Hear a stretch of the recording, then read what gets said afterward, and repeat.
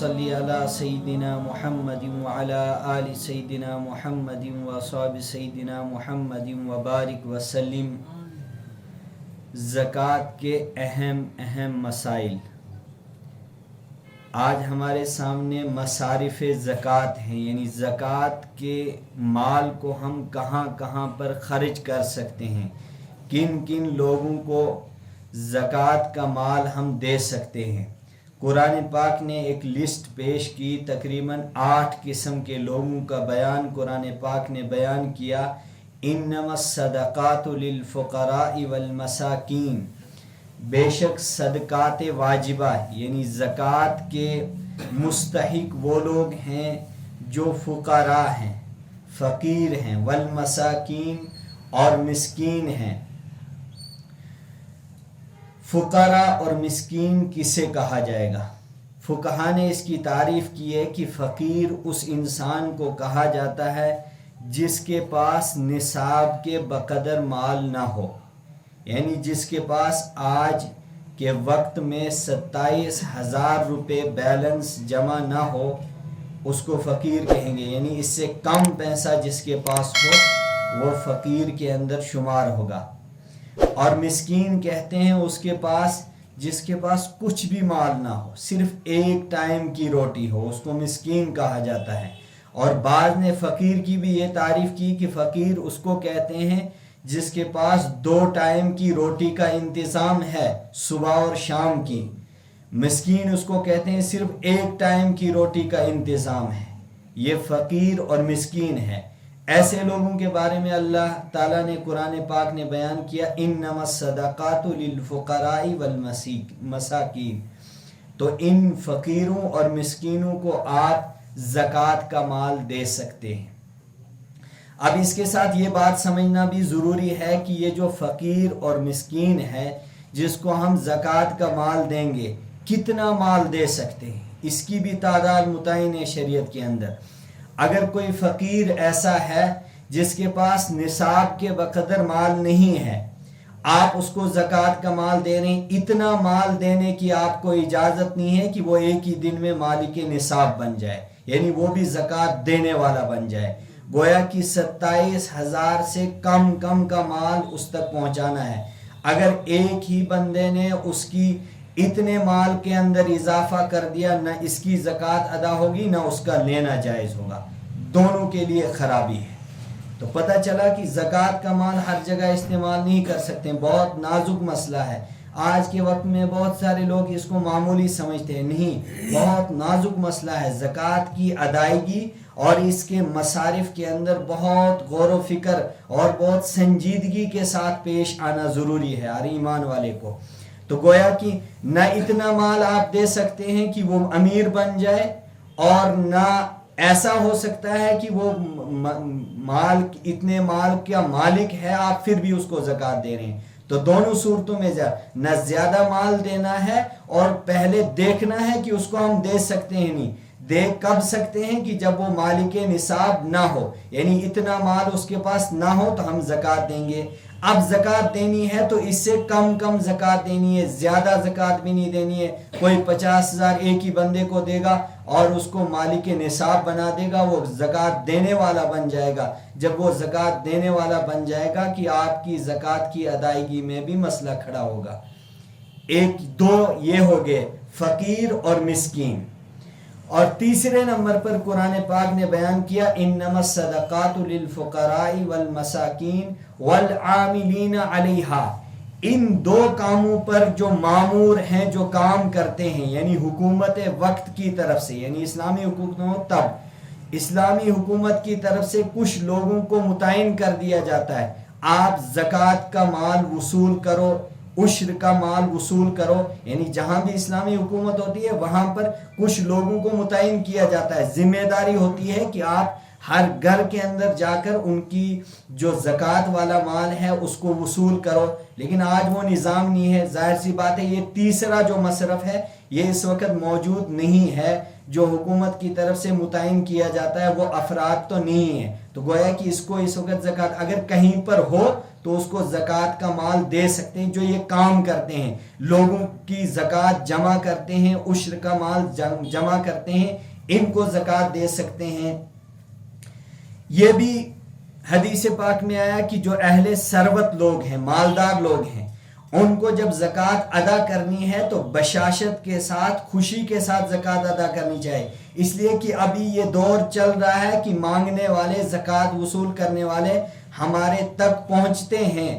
کبھی کبھی ایسا بھی ہوگا جب یہ ہمارے پاس نہیں پہنچیں گے تو ہم اپنے اس اہم فریضے سے سبکدوش کیسے ہوں گے، جب تک نہ کوئی مانگنے کے لیے آئے گا، جب تک نہ کوئی مستحق آئے گا. بہرحال سارے مستحق نہیں ہیں، لیکن کچھ مصارف ہمارے تک ایسے پہنچتے ہیں جو واقعتاً حقیقت کے اندر صحیح جگہ زکوٰۃ کو استعمال کرتے ہیں. اور کچھ کی تحقیق ہے کہ ایک ایسا فقیر ہے اس کے پڑوس میں، اس کے گاؤں میں، اس کے علاقے میں، اس کے محلے میں، جس کو پتا ہے کہ اس کا اتنا مال، اس کی آمدنی اتنی نہیں ہے اور اس کے پاس اتنا بیلنس جمع نہیں، آپ اس کو زکوٰۃ دے سکتے ہیں.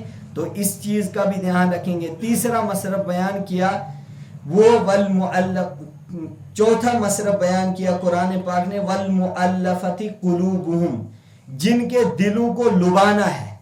پہلے زمانے کے اندر ایسا ہوتا تھا جن کو ایمان کے اندر داخل ہونا ہوتا تھا یا کرنا ہوتا تھا، ان کو حکم دیا جاتا تھا اسلامی قانون کے اعتبار سے کہ آپ ان کو زکوٰۃ کا مال دے دو تو آپ کے دینے سے ان کو یہ فائدہ ہوگا، یہ اسلام میں داخل ہوں گے. یہ والا مصرف بھی آج ختم ہے. گویا کہ تیسرا اور چوتھا فی الحال موجود نہیں ہے، اگر کہیں موجود ہو تو دے سکتے ہیں. اور پانچواں مصرف ہے وفی الرقاب، گردن چھڑانے میں، یعنی غلاموں کو آزاد کرنے میں بھی. یہ بھی پہلے دور کے اندر تھا، آج موجود نہیں ہے. اور چھٹا مصرف بیان کیا قرآن پاک نے، والغارمین، جو مقروض ہیں، جن پر بہت زیادہ قرض ہے. اب یہ قرض سے نکلنے کے لیے ان کو کوئی راستہ نہیں ہے، بس ایک ہی راستہ ہے، آپ ان کو زکوٰۃ کا مال دے دو گے تو یہ اپنے اس قرض سے سبکدوش ہو جائیں گے. لیکن مقروض واقعتاً ہونے چاہیے، لیکن ان کی پہلے دیکھنی ہے کہ ان کے پاس پراپرٹی کتنی ہے، ان کے پاس بیلنس کتنا ہے. اگر زیادہ ان پر غلبہ ہے اس قرضے کا تو اس مقروض کو بھی زکوٰۃ آپ دے سکتے ہیں. ساتواں مصرف بیان کیا وابن السبیل، اللہ کے راستے میں جو اللہ کے کلمے کو بلند کرنے کے لیے اللہ کے راستے میں نکل چکے ہیں اپنی جانوں کی قربانی دینے کے لیے، ان کے لیے بھی اگر ان کو ضرورت ہے آپ ان کو زکوٰۃ کا مال دے سکتے ہیں. آٹھواں اور آخری مصلحت بیان کیا وابن السبیل، سفر کرنے والے مسافر کو اگر کہیں ضرورت پڑ جائے، اگرچہ وہ گھر کے اعتبار سے بہت مالدار ہے، مثال کے طور پر دلی کا کوئی ایمان والا بندہ یہاں کشمیر میں پہنچ گیا اور اس کو اچانک اس کا پیسہ یا تو کسی نے چوری کر لیا یا کسی طرح ضائع ہو گیا تو اس کو فوراً ضرورت پڑ گئی، یہاں اس کے لیے کوئی انتظام نہیں، یعنی کوئی سورس نہیں ہے اس کے پاس. لیکن گھر کے اعتبار سے اس کو دیکھا جائے، دلی کے اعتبار سے وہ کافی مالدار ہے، لیکن پھر بھی شریعت کی طرف سے کہ اس کو وقتی طور سے ضرورت ہے، آپ اس کو زکوٰۃ کا مال دیں گے تو آپ کی زکوٰۃ ادا ہو جائے گی. تو کل ملا کے یہ جو 8 مصرف بیان کیے، ان میں سے کچھ مصارف تو آج موجود نہیں ہیں لیکن کچھ موجود ہیں. انما الصدقات للفقراء، فقیر لوگ موجود ہیں، لیکن پہلے تحقیق کرنی ہے کہ فقیر کون ہے. جس کے پاس نصاب کے بقدر مال نہ ہو وہ فقیر ہے.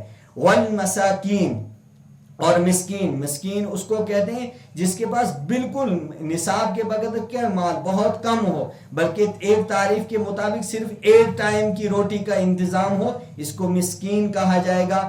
اور تیسرے نمبر پر آپ نے وہ مصرف دیکھنا ہے جس کے بارے میں کہا گیا کہ والغارمین، مقروض، جو مقروض ہے، جو قرض کے اندر ڈوبا ہوا ہے، اس کو اس قرض سے نکالنا ہے. بیچارہ اچانک کسی طرح قرض میں مبتلا ہو گیا تو قرض سے نکالنے کے لیے آپ اس کو زکوٰۃ کا مال دے سکتے ہیں. اور اسی طرح وابن السبیل، اللہ کے راستے میں بہت سارے درجات آتے ہیں، مدارس بھی آتے ہیں، دینی کام کرنے والے بھی آتے ہیں. اور اسی طرح وابن السبیل جو سفر میں ہوتے ہیں، مسافر، چاہے وہ گھر کے اعتبار سے مالدار ہو، وقتی طور سے اگر اس کو ضرورت پڑ گئی آپ اس کو زکوٰۃ کا مال دے سکتے ہیں.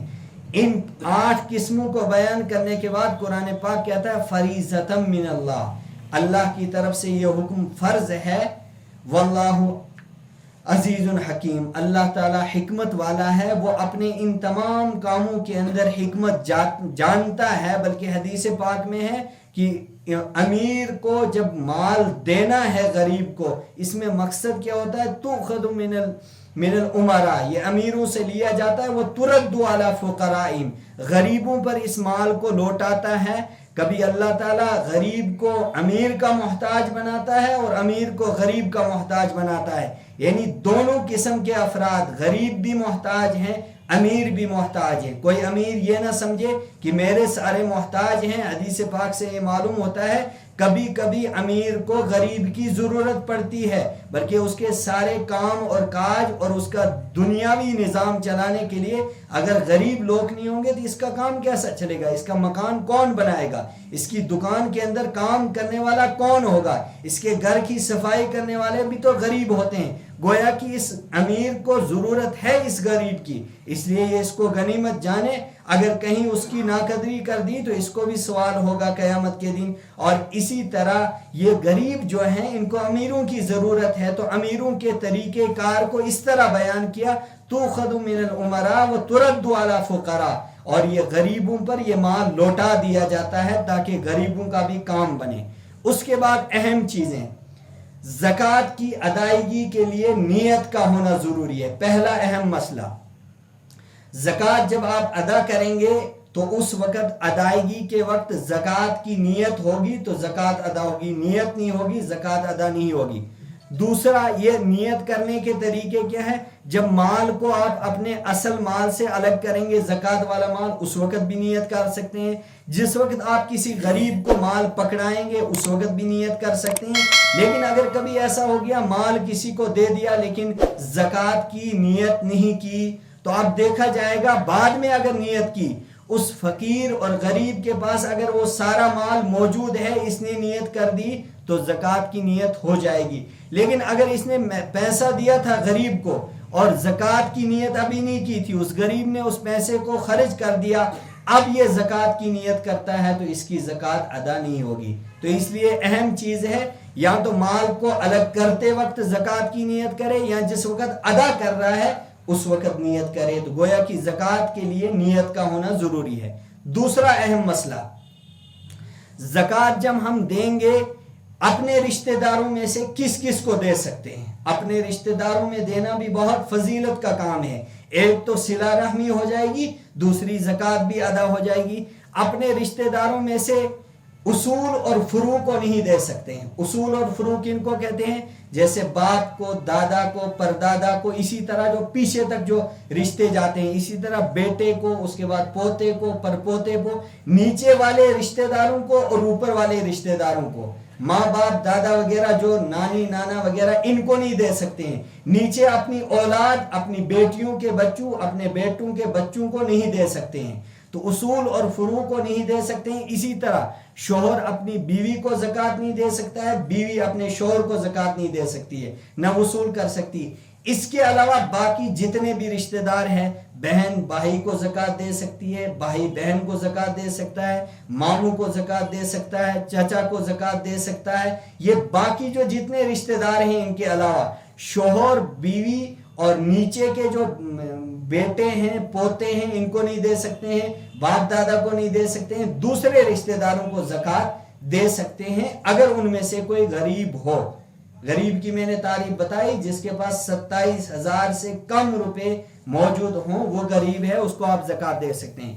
اس کے بعد تیسرا اہم مسئلہ یہ بھی یاد رکھیں کہ میں نے کہا کہ زکوٰۃ جب ہم دیں گے کسی غریب کو، اس کو اتنی زکوٰۃ نہیں دے سکتے کہ ہم لاکھ روپے کی زکوٰۃ اس کو دے دیں گے یا 50,000 کی. 27,000 پر تو انسان مالدار بنتا ہے، اور مالدار کا مطلب یہ ہوتا ہے کہ اس کو اب زکوٰۃ دینی ہے. تو ہم پہلے کسی غریب کو مالدار بنائیں گے، ہماری زکوٰۃ ادا نہیں ہوگی. بس 27,000 سے کم، بلکہ کہا گیا ہے کہ عام طور سے اتنا پیسہ کسی غریب کو دینا چاہیے جس کو 1-2 ٹائم کی روٹی کا انتظام ہو جائے. اگلے دن تو اللہ انتظام کرتا ہے، وہ اللہ کے ہاتھ میں ہے، لیکن آپ اتنا مالدار اس کو بنا دو گے تو پھر تو اس کو بھی زکوٰۃ دینی پڑے گی. وہ تو مالدار بن گیا، غریب کہاں سے رہا.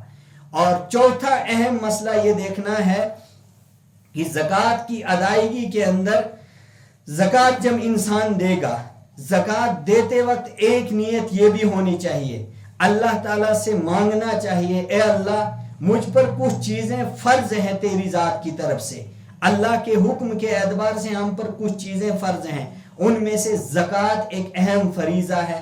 اس زکوٰۃ کی ادائیگی کے اندر کبھی ناگواری محسوس نہیں ہونی چاہیے، یعنی زکوٰۃ دے رہا ہے اور احسان جتا رہا ہے، تو وہی تو ہے، تجھے میں نے زکوٰۃ دی ہے، ایک غریب کو تو آپ نے زکوٰۃ دی لیکن احسان جتانا بعد میں اور اس کو یاد دلانا تو وہی بندہ ہے جس کو میں نے زکوٰۃ دی تھی، تو کیا میرے سامنے بات کرتا ہے میں نے تجھے زکوٰۃ دے کر تیرا کام چلایا ہے؟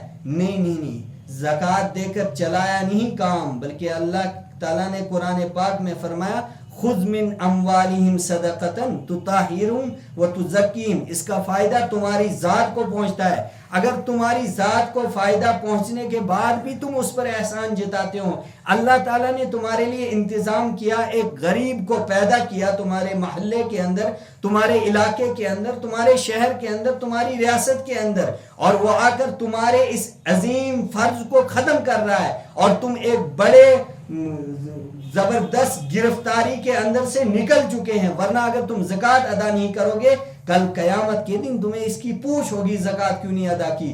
تو احسان جتانا نہیں ہے بلکہ بشاشت کے ساتھ، خوشی کے ساتھ اس کو ایک اہم کام سمجھے کہ ہماری زکوٰۃ ادا ہوگی، اے اللہ تیرا کرم ہے اس سال میری زکوٰۃ کا سالہ مال ادا ہو گیا، اے اللہ اس کو صحیح جگہ پر پہنچا، یہ عاجزی اور انکساری بندے کے اندر ہونی چاہیے۔ اس کے بعد ایک اہم مسئلہ یہ بھی رہتا ہے، زکوٰۃ کے اندر جو آپ زکوٰۃ دے دیں گے کبھی کبھی اس کو مالک بنانا ہوتا ہے اور کبھی کبھی وکالت کے ذریعے سے اس کو مالک بنایا جاتا ہے، جیسے مدارس اسلامیہ جو ہوتے ہیں یہ جو زکوٰۃ لیتے ہیں یہ وکالت کے طور پر لیتے ہیں، یہاں آپ سے لیں گے، یہ آپ کے وکیل ہیں، گویا کہ آپ نے ان کو کہا کہ میرا مال جو ہے زکوٰۃ کا اس کو آپ ادا کرو۔ انہوں نے مدارس کے اندر جا کر ایک نظام بنایا ہوتا ہے، وہ بچے جو مستحق ہیں ان پر زکوٰۃ کا مال خرچ کیا جاتا ہے، وہ جو دوسرے بچے ہیں ان پر امداد والا مال خرچ کیا جاتا ہے، دونوں بچوں کی فہرست مدارس کے اندر ہوتی ہے۔ میں جس مدرسے کے اندر ہوتا ہوں اس کے اندر یہی نظام بنایا ہوا ہے، جو مستحق بچے ہیں ان کی لسٹ الگ ہے، ان کا سارا نظام الگ چلتا ہے، اور جو مستحق نہیں ہیں، جو گھر سے مالدار ہیں، جن کو زکوٰۃ نہیں دے سکتے ہیں، ان کے لیے امداد کا مال ادا کیا جاتا ہے، یا وہ منتھلی طور سے اپنی فیس خود ادا کرتے ہیں۔ تو یہ گویا کہ جو بھی مدارس والے ہوتے ہیں، تو جو وہاں کا چلانے والا مدرسے والا ہوتا ہے وہ اس کو ان کا مالک بناتا ہے، پھر اس کو خرچ کیا جاتا ہے۔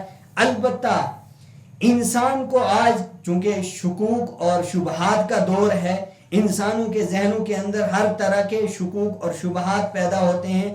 بہرحال ایک نظام دنیا کے اندر آپ دیکھیں گے جس کا نظام قائم اور دائم ہے اور جس میں کام ہو رہا ہے، ان میں سے ایک نظام مدارس کا بھی ہے۔ چونکہ میرا تعلق خود مدارس سے ہے، ایک بڑے ادارے سے میں تعلق رکھتا ہوں، تو مدارس کے بارے میں جو لوگوں کے ذہنوں کے اندر خلجان ہیں، ترددات ہیں، اس کی اہم وجہ ہے کہ انسان کسی ایک پہلو کو دیکھ کر جب دیکھتا ہے تو اس کو لگتا ہے کہ یہ سارا نظام درم برم ہے۔ نہیں، آپ اگر پوری تاریخ دیکھیں گے، اسلامی تاریخ، اور اس میں مدارس کی تاریخ کو آپ پڑھیں گے، باضابطہ یہ ایک بڑی تاریخ ہے، مدارس کا نظام دنیا کے اندر کوئی ایک مدرسہ نہیں ہے، اس میں آپ خاص طور سے دارالعلوم دیوبند کی تاریخ کو اگر آپ پڑھیں گے تو اس میں آپ ایک بہت بڑا نظام دیکھیں گے۔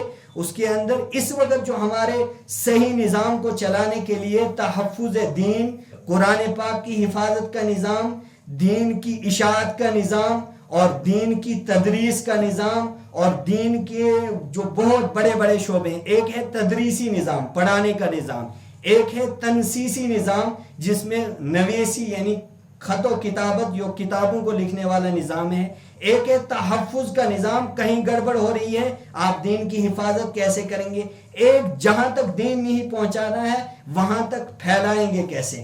مدارس کا اس میں زیادہ رول ہے، حفاظ آپ کو صرف مدارس کے ملیں گے، اور دنیا کی کسی بھی نظام کے اندر حافظ قرآن بننا کوئی مذاق نہیں ہے، 30 پاروں کا حافظ بننا پھر اس کو قائم رکھنا، پھر دوسرے جگہ تک اس کو پھیلانا، یہ کوئی آسان کام نہیں ہے۔ اور مدارس کے کاموں کے اندر آپ دیکھیں گے کوئی حکومت کی طرف سے کوئی آمدنی، کوئی فنڈ نہیں دیا جاتا ہے، وہ صرف آپ لوگوں کی آمدنی ہوتی ہے، آپ لوگوں کا دینا ہوتا ہے، آپ کا پیسہ وہاں تک پہنچے گا۔ جو میں آپ کے سامنے یہ مسائل بیان کر رہا ہوں، جو میں آپ کے سامنے کچھ سمجھانے کی کوشش کر رہا ہوں، مجھے کسی سکول نے یہ دین نہیں دیا، کسی کالج نے اس مرتبے پر نہیں پہنچایا، کسی یونیورسٹی نے نہیں پہنچایا، مجھے صرف اپنے مدرسے نے پہنچایا۔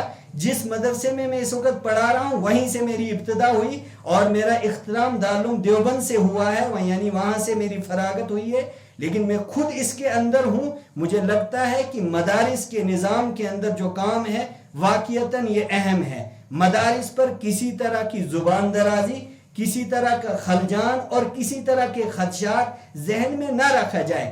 یہ تو ضرور ہو سکتا ہے کہ ہر مدرسہ کوئی صحیح کام نہ کرے، لیکن اکثر مدارس کا کام صحیح ہے، اور ان کی وجہ سے آپ کو امام بھی تبھی ملے گا، آپ کا جنازہ پڑھنے والا بھی تبھی ملے گا جب مدرسہ ہوگا، اور آپ کو بچوں کو قرآن سکھانے والا بھی کوئی مدرسے والا ہوگا، آپ کی بچیوں کو پڑھانے والا بھی کوئی مدرسے والا ہوگا، اور آپ کو یہ زکوٰۃ کے مسائل بتانے والا، یہ دوسری نماز کے مسائل بتانے والا، اور ان حالات میں کس طرح زندگی گزارنی، کس طرح نماز پڑھنی، کس طرح رہنا سہنا، یہ سارے کام صرف مدارس کی لائن سے آپ کو بتائیں گے۔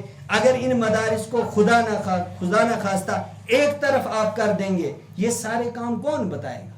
کسی دنیا کی کوئی بڑی یونیورسٹی نہیں ہے آج تک جو ہماری تاریخ کے اندر ہے جس نے یہ کام کیا ہو، بلکہ یہ ایک اہم شعبہ ہے۔ اس لیے میں ان حضرات سے درخواست کروں گا، خدشات ہوں گے لیکن یہ ایک پہلو سے، کوئی ایک غلطی کر سکتا ہے، کوئی دوسری 2 غلطی کر سکتے ہیں، 3 کر سکتے ہیں، سب نہیں کر سکتے ہیں۔ للأکثر حکم الکل، اکثر کی تعداد صحیح ہے اور کچھ کی تعداد ہوگی غلط۔ اگر آپ کو لگ رہا ہے تو ان سے آپ پکڑیں، ان سے آپ پوچھیں اور وہاں درست کرنا، اور مدارس والوں کو بھی ان کا دھیان رکھنا چاہیے۔